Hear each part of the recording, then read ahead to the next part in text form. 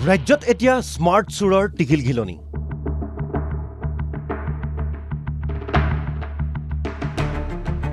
লামডিঙত smart কাইডাৰে smart চুৰে লুটিলে 1,40,000 টকা প্ৰতিবেদনৰ আৰম্ভণিতে চাওক এটা বিশেষ চাবি এই বিশেষ চাবিৰে খুলিব পাৰে সকলো ধৰণৰ বাইক স্কুটি আৰু এই বিশেষ চাবিটোৰে এবাৰ লামডিঙত চুৰে লুটিলে 1,40,000 টকা চাওক এই দৃশ্য এই চাবি ব্যৱহাৰ কৰি চুৰে কিদৰে খোলে স্কুটিৰ ডিকি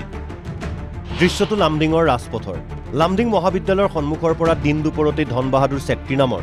এইজন ব্যক্তিৰ স্কুটিৰ পৰা এইটো চুৰে নতুন কৌশলেৰে লুটি নিলে 1,40,000 টকা কিন্তু দিন বেয়া আছিল বপুৰা চুৰৰ ধন লৈ উধাও হ'ব খুজুতেই স্থানীয় ৰাইজে কৰায়ত্ব কৰি উত্তম মাধ্যম সোধাই চুৰটো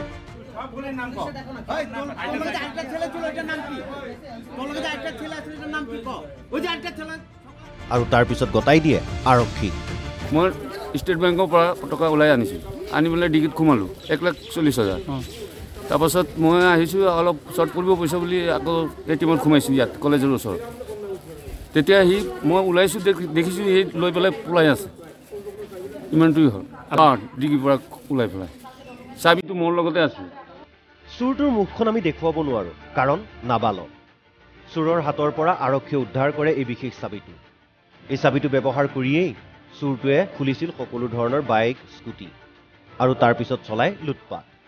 মুঠৰ ওপৰত চুৰি কৰিবৰ বাবে এতিয়া ন কৌশল উদ্ভাৱন কৰিছে চুৰে লামডিঙৰ পৰা চন্দ্ৰজিৎ গোৱালাৰ ৰিপৰ্ট NKTV